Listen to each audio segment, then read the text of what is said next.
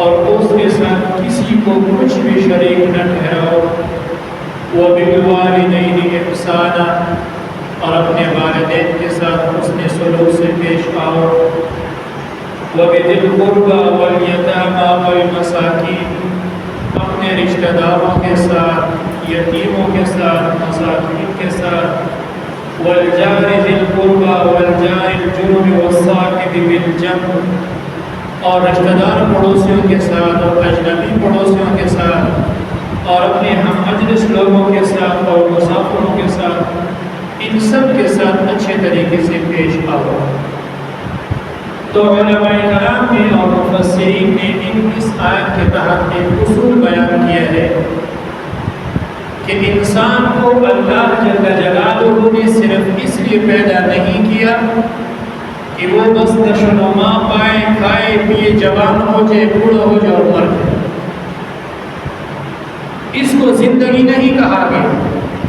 اگر یہ زندگی ہے تو پھر انسان اور جانور میں کوئی فرق نہیں، اور اس طرح کی زندگی گزارنے والے کو کل انعام جانوروں کے ساتھ تشبیہ دی گئی ہے، یہ تو جانور ہے۔ اور اگر انسان اپنی زندگی کا مقصد صرف یہ بنا لے کہ بس نماز ہے اور روزہ ہے اور حج ہے اور زکوٰۃ ہے اور تلاوت ہے اور عبادات ہے، تو اس بندے کی سوچ بھی درست نہیں ہے۔ اگر انسان کی اس دنیا میں آنے کا مقصد صرف اور صرف نماز، روزہ اور حج زکوٰۃ ہے، تو پھر اس کے لیے تو پہلے سے فرشتے موجود ہیں، ہمیں بھیجنے کی کیا ضرورت ہے؟ اور وہ ان عبادات کے لیے، اللہ کی عبادت کے لیے ہم سے زیادہ پابند بھی ہیں اور اللہ تعالیٰ کے مطیع اور فرمانبردار بھی ہیں۔ اور بعض لوگوں کی سوچ یہ ہے کہ بس مسجد میں بیٹھے رہو، سجدے لگاتے رہو، ذکر کرتے رہو، عبادات کرتے رہو، اور یہ بھی اسلام کا مزاج ہے۔ اس کا نام رہبانیت ہے، اور رہبانیت اسلام میں نہیں ہے۔ اسلام کہتے تم ربانی بن جاؤ، رب والے بن جاؤ۔ اب ایک انسان کو صحیح معنوں پر اسلام پر عمل کرنے کے لیے اسلام نے 3 حقوق بیان کیے کہ اگر آپ نے پورے کے پورے اسلام پر عمل کرنا ہے تو اس کے لیے 3 حقوق۔ ان 3 حقوق میں سب سے پہلے حقوق اللہ کا حق ادا کرو، دوسرے نمبر پہ ہے حقوق العباد، اللہ کے بندوں کا حق ادا کرو، اور تیسرے نمبر پہ ہے اپنا حق بھی ادا کرو۔ تو حقوق اللہ، حقوق العباد اور ایک اپنا حق۔ اب جو لوگ صرف اور صرف اپنا ہی حق ادا کرتے ہیں کہ بس کھاؤ پیو، آرام کرو، نیندیں کرو، مزے اڑاؤ، شریعت نے اس بندے کو جسم پرست کہا ہے، اور جسم پرستی کا تصور یہ اسلام میں نہیں۔ اگر ایک بندہ کہتا ہے کہ نہ اللہ کی کرو نہ اپنی کرو، بس مخلوق کی خدمت میں لگے رہو، حقوق العباد ادا کرتے رہو، ایسے بندے کو اسلام نے نفس پرست کہا ہے، اور نفس پرستی کی اسلام میں گنجائش ہے۔ اور اگر ایک شخص کہتے ہیں کہ نہیں ہم سارا دن بس اللہ کی عبادت کرتے رہیں کہ نماز اور روزے، یہ رہبانیت ہے، اور رہبانیت اسلام کا مزاج ہے۔ اس لیے اللہ جل جلالہ نے اس آیت میں سب سے پہلے فرمایا کہ وَاعْبُدُوا اللَّهَ، تم اللہ کی عبادت کرو، وَلَا تُشْرِكُوا بِهِ شَيْئًا، کہ اللہ کی عبادت کرو۔ اب اللہ کی عبادت یہ حقوق اللہ ہے۔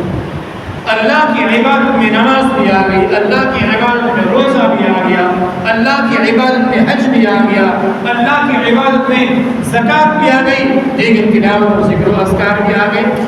وَلَا تُشْرِكُوا بِهِ شَيْئًا، اور اللہ کے فرماتے ہیں قرآن پاک میں کہ اللہ کے ساتھ پھر کسی کو شریک نہ ٹھہراؤ۔ عبادت ہوگی تو ایک اللہ کی ہوگی، سجدہ لگے گا تو ایک اللہ کے لیے لگے گا، سر جھکے گا تو ایک اللہ کے سامنے جھکے گا، اور مدد مانگے گے تو صرف ایک اللہ سے مانگے گے۔ رزق، امیر و غریبی، عزت اور ذلت، زندگی اور موت، صحت اور بیماری، اس سب کا مالک صرف اور صرف ایک اللہ ہے۔ تو یہاں سے حقوق اللہ بیان ہو، اور حقوق اللہ کے بعد پھر دوسرا درجہ آتا ہے وَبِالْوَالِدَيْنِ إِحْسَانًا، پھر اپنے والدین کے ساتھ حسن سلوک۔ اپنے والدین کے ساتھ اچھے اخلاق کے ساتھ پیش آؤ، اپنے والدین کی خدمت کرو، اور اسی کے ساتھ پھر آپ اپنے رشتہ داروں کی، اپنے مساکین کی، اپنے یتیموں کی، اپنے پڑوسیوں کی، اپنے ہمسایوں کی، جاننے والا پڑوسی ہے، نہ جاننے والا پڑوسی ہے، ان سب کا خیال رکھو۔ اور ان سب کے ساتھ خیال رکھنے کے بعد اگر میری بات سنو، ان 3 چیزوں میں سے اگر ایک بار آدمی کہتا ہے کہ میں صرف اللہ کی عبادت کروں گا، چھوڑو حقوق العباد کو اور چھوڑو اپنی جان کو، یہ 1/3 مسلمان۔ اور اگر ایک شخص کہتا ہے کہ میں اللہ کی بھی عبادت کروں گا، اپنی جان کا بھی خیال رکھوں گا، یہ 2/3 مسلمان۔ نہ اللہ تعالیٰ کو 1/3 مسلمان چاہیے، نہ اللہ تعالیٰ کو 2/3 مسلمان چاہیے، اللہ کو چاہیے تو کامل مسلمان چاہیے۔ یا ایھا الذین آمنوا ادخلوا فی السلم کافہ، کہ تم اسلام میں پورے کے پورے داخل ہو جاؤ۔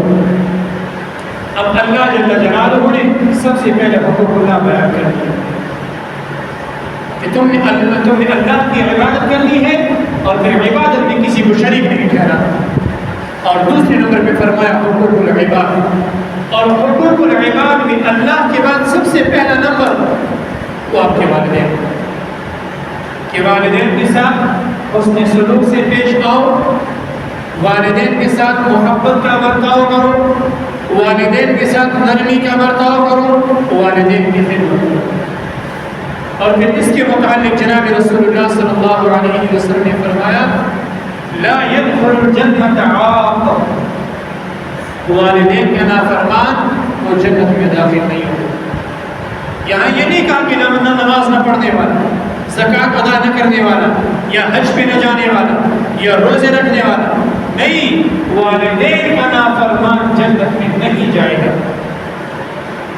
اور اس کے متعلق ایک واقعہ آپ کو بتا دوں، جناب رسول اللہ صلی اللہ علیہ وسلم نے فرمایا کہ جب میں معراج کے سفر پہ گیا اور اوپر عرش میں اللہ سے ملاقات کرنے کے لیے جب روانگی ہوئی، تو ایک صحابی نعمان بن حارثہ، ان کی آواز میں نے عرش پہ سنی، تو میں نے جبرائیل سے کہا کہ جبرائیل، یہ بندہ تو دنیا میں موجود ہے، اس کی آواز یہاں عرش پہ سنائی دے رہی ہے، یہ کیا وجہ ہے؟ تو جناب جبرائیل علیہ السلام نے فرمایا یا رسول اللہ، یہ بندہ والدین کا بڑا فرمانبردار ہے، یہ والدین کی خدمت کرتا ہے، والدین کے حقوق کا خیال رکھتا ہے، اور اسی عمل نے اس درجے تک پہنچا دیا کہ آج یہ نعمان بن حارثہ موجود دنیا میں ہے، لیکن اللہ جل جلالہ نے اس کی آواز کو عرش پہ سنا دیا۔ ایک نوجوان جناب رسول اللہ صلی اللہ علیہ وسلم کے پاس تشریف لایا اور عرض کیا کہ یا رسول اللہ صلی اللہ علیہ وسلم، میں دن بھر مزدوری کرتا ہوں، دن بھر تھک جاتا ہوں مال کمانے کے لیے، لیکن جیسے شام کو میں گھر لوٹتا ہوں میرا والد سب کچھ مجھ سے لے لیتا ہے، یہ میرے ساتھ ظلم۔ تو اس نوجوان نے اپنے والد کی شکایت کی آپ علیہ السلام سے۔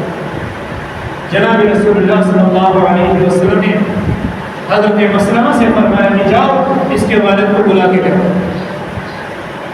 اب یہ صحابی جب گیا اس شخص کے پاس کہ جناب رسول اللہ صلی اللہ علیہ وسلم آپ کو بلا رہے ہیں، اور آپ کے والد نے آپ کے بیٹے نے آپ کے متعلق آپ علیہ السلام سے شکایت کی۔ باپ نے جب یہ سنا کہ آقا علیہ السلام نے طلب کیا ہے اور بیٹے نے شکایت کی ہے، تو راستے میں جاتے جاتے اس نے اپنے دل میں کچھ اشعار بنائے اور دل میں وہ اشعار دہرانے لگا، اور ان اشعار کا ترجمہ یہ تھا کہ اے میرے بیٹے، تو میرا وہ بیٹا ہے کہ جب کبھی رات کو مجھے پیشاب آ جاتا تو کپڑوں میں ہی پیشاب کر دیتا، تیرے سارے کپڑے گیلے ہو جاتے، میں اپنا سوکھا ہوا لباس اپنے بدن سے اتارتا، تجھے پہنا دیتا تیرے آرام کے لیے، اور خود بغیر لباس کے سوتا۔ آج تو میری شکایتیں کر رہا ہے۔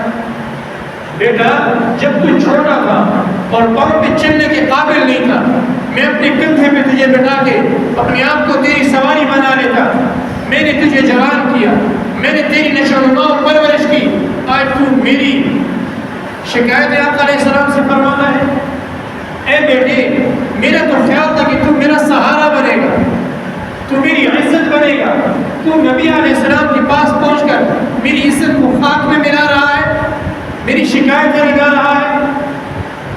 اب یہ بندہ دل میں اشعار کہہ رہا ہے، اب یہ بندہ نبی علیہ السلام کے پاس ابھی نہیں پہنچا، جبرائیل پہلے پہنچا اور کہا یا رسول اللہ ابھی یہ جو بندہ آپ کے پاس آ رہا ہے اس نے دل میں کچھ اشعار کہے ہیں، اس سے کہو ذرا آپ کو بھی سنائے۔